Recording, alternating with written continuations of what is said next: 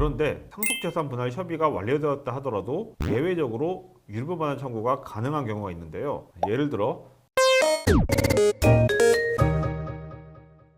안녕하세요. 대한변호사협회 인증 상속 부동산 전문 변호사 김홍일입니다.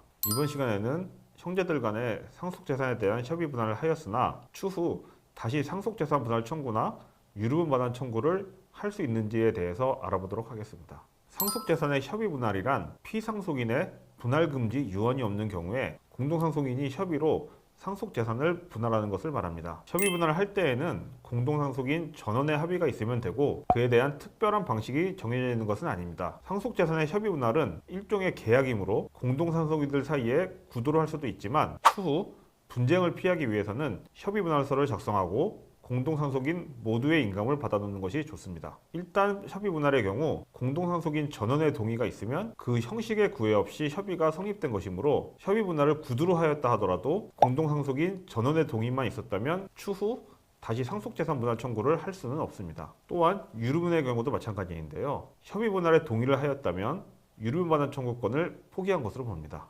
다만 유류분 반환 청구권의 포기는 상속이 개시된 이후에만 가능하므로 피상속인의 생전에 피상속인이 사망한 이후에 유류분 반환 청구를 하지 않는다 등의 약정이 있다 하더라도 법률적으로는 아무런 효력도 없습니다. 그런데 상속재산 분할 협의가 완료되었다 하더라도 예외적으로 유류분 반환 청구가 가능한 경우가 있는데요. 예를 들어 상속재산에 대한 분할 협의를 마친 후에 피상속인이 특정 상속인에게 증여한 재산이 추가로 발견된 경우가 그렇습니다. 여기에 관련된 판례도 있는데요. 판례 내용을 좀 쉽게 풀어드리면 상속받을 사람들끼리 상속재산 분할 협의를 할 때 피상속인이 가지고 있는 재산과 생전 처분 내용을 대충이라도 알고 있는 상태에서 협의를 한 것이라면 유류분도 다 포기한 것으로 본다. 그런데 이 내역을 모르는 상속인이 있었다면 이건 전체 재산에 대한 유류분을 포기했다고 보기 힘들다. 이런 내용입니다. 예를 들면 이렇습니다.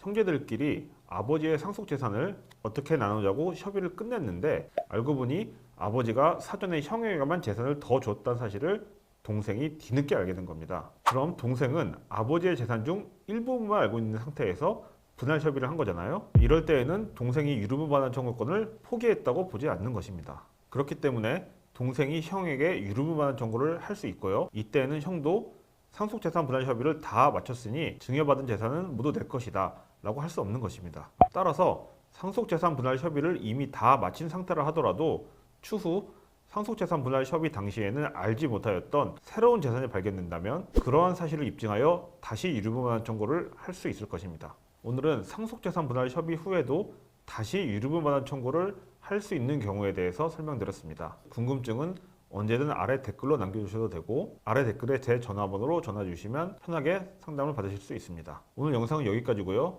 다음 영상에서도 도움되는 주제로 찾아뵙겠습니다. 오늘 영상 끝까지 봐주셔서 감사합니다.